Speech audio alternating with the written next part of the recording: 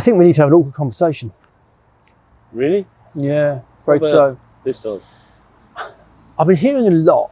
People are saying the dental practice market, in terms of selling and buying dental practices, it's tanked.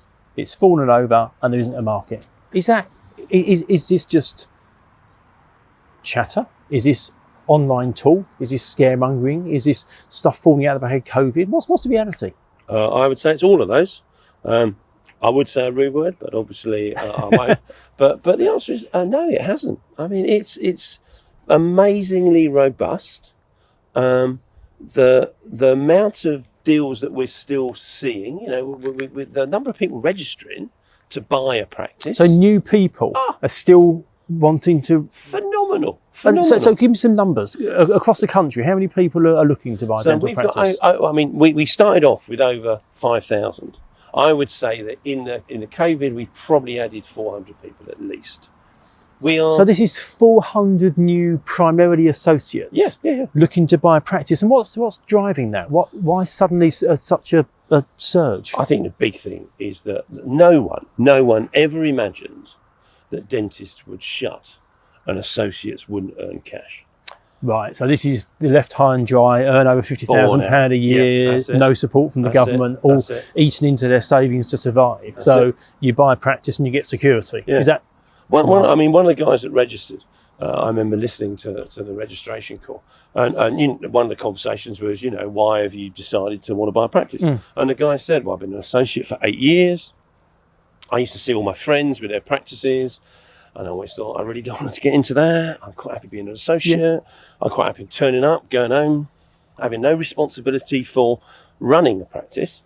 And now I earn over 50 grand and I've got no money.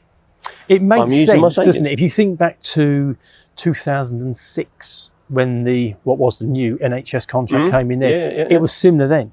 You had associates who felt vulnerable. They weren't being relied on as much because the principal was retaining more of that contract for themselves. And I guess it's kind of that just 14 years on. It is. And I think one of the things that people are misjudging or underestimating is that demand and supply, the classic economics, demand and supply, there is a bigger demand. And that is affecting the value. So you're right, there's a lot of gossip in there about practice values are rubbish, I'm going to offer £300,000. Prime example. I think it was last Friday, some guy had visited a practice that we launched, and he said, I think the market practice was on, say, £850,000 or something. And basically it was, he went and said, I'll offer you £600,000 because I don't think it's worth it. About 3 phone calls later, I'll offer the full asking price, and I'm happy to go up if we go into a competitive bid situation.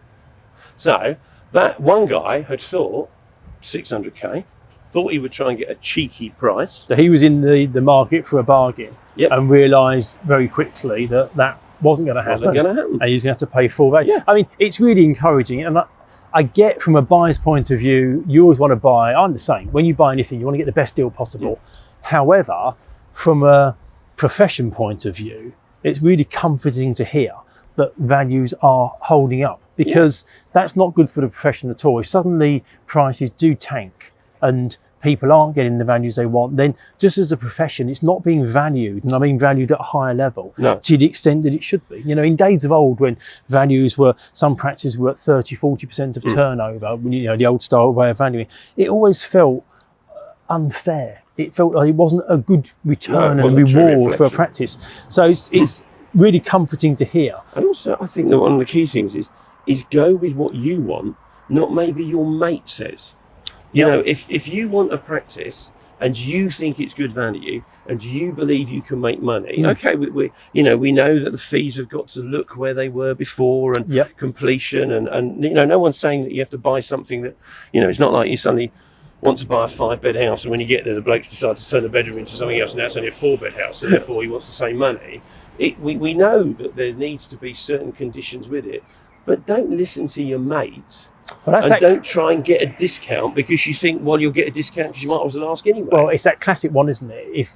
if you don't have to live by those decisions, giving advice is easy. That's brilliant, isn't it? Because there's no comeback. Oh, there's no responsibility that goes with it. You know, you dish out the advice and it doesn't sit with you. No. But if you want to buy a practice and that wants to be yours, you've got to be really careful how you go about it, because there might be somebody else who's keener. And you think after the last week, I mean, we did the last week, and I think when we were doing talking to Liz about what we'd actually achieved, I think we're now launching practices regularly.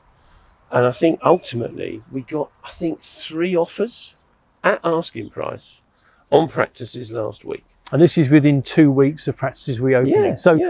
Basically what you're saying is the stuff online and the chatter about the market's tanked is rubbish. And I think the key is to see who's saying that. Interesting.